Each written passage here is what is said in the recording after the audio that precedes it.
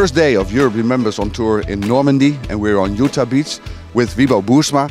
Wiebo, what's the meaning of this beach? Well, this beach was an American beach. It was the second American beach. It was added to the operation at the very last moment, and it was the most successful landing of the whole operation. And there are a lot of monuments over here. Oh yes, but not only here. In whole Normandy it's plenty of monuments, but this is most special American monuments. Most monuments are of the last time.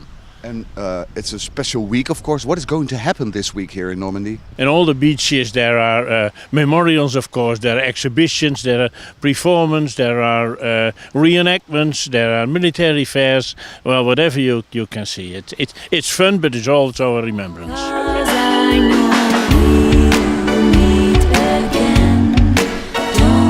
Close to Utah Beach, Wiebo Boersma here, the monument of the 101st Airborne Division. What's the story about this monument? Well, it's called the so-called Dick Winters Monument. From this place out, he attacked a number of German guns, which is further down the road on a field. So it's one of the many actions, but it became famous because of the film Band of Brothers. But Dick Winters don't like to have a monument of himself. He says it's for all the boys who fought here. So in Holland they say Dick Winters Monument, but it's a monument dedicated to the leaders of 1st 101 Airborne Division.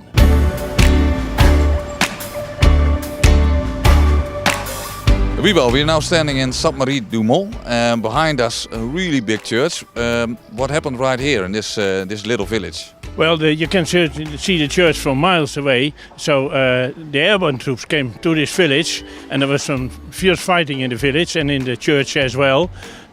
On the tower of the church was the German commander, and he watched the sea and see the whole invasion. And it was von der Heidt, the parachute commander of the Germans. So inside the church you still can see bullet holes of the fightings of the church. We're now at Sainte-Mère-Église together with Monica Baan, and of course on a very famous spot here with the church and the parachute over there. What's the story? Well, this is Sainte-Marie-Église. This is the first liberated town in the American sector.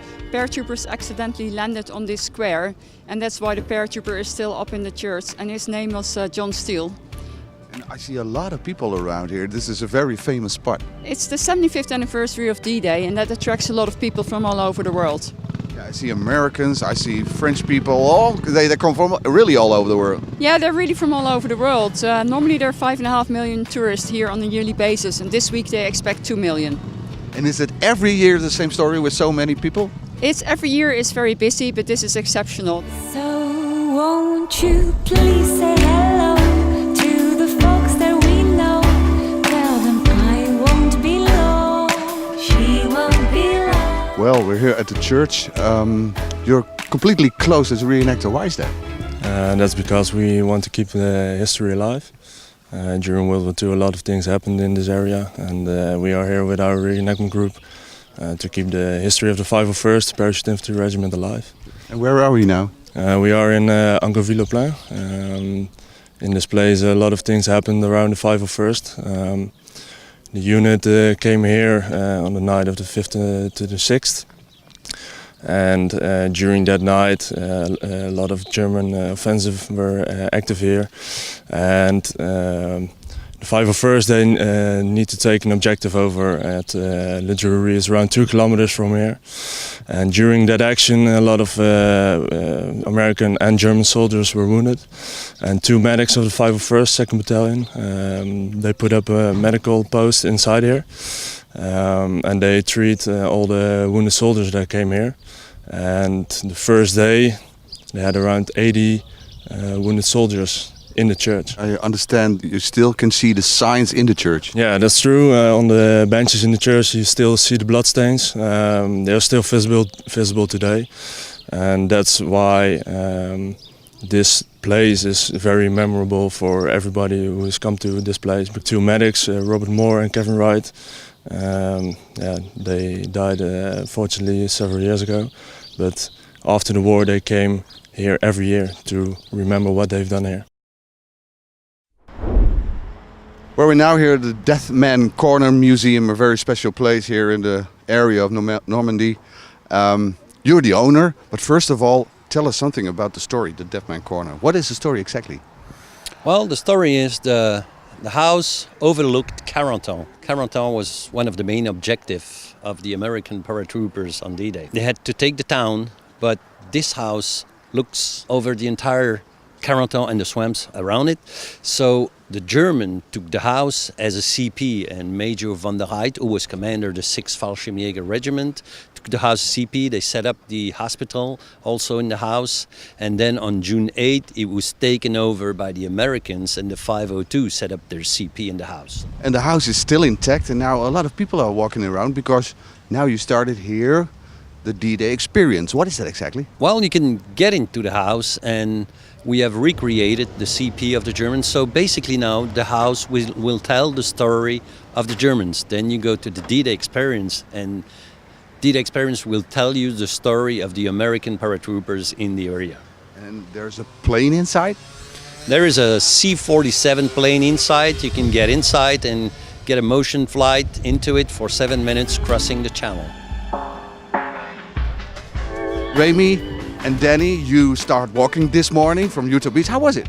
Well, it was great. We had a very, very good start at Utah Beach, beautiful place. You've seen it and you've made some videos. And then we went all the way to this museum, the D-Day Experience. I think it was a very nice day. Start very slow, 17.5 kilometers.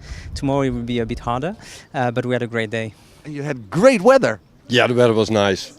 It was tremendous weather. Okay. Yeah. And you got a book here. I think that's a Rough Guide. Absolutely. We worked for about a year with people from Rough Guides, the British publisher, and we made this beautiful book called Travel the Liberation Route Europe. So it's exactly what we are doing at the moment, and we're going to give it to the director of the D-Day Experience Museum. At the end of the day, we're going to visit the reenactment camp Geronimo here in Sainte-Marie-du-Mont with a large collection of World War II vehicles. Really impressive. Come take a look. We'll meet again. Don't know where, don't know when, but I know we'll meet again some sunny day. Keep smiling through, just like you always do. So it was a great tour here in Camp Geronimo. Lots of military vehicles around here. You can still visit the camp till June the 10th here in Sainte-Marie-du-Mont. Behind me is a Duke. We're going to try if we can use this vehicle to drive into the sea like 1944. It was a great day, lots of interviews, and we'll see you the next couple of days with a daily report.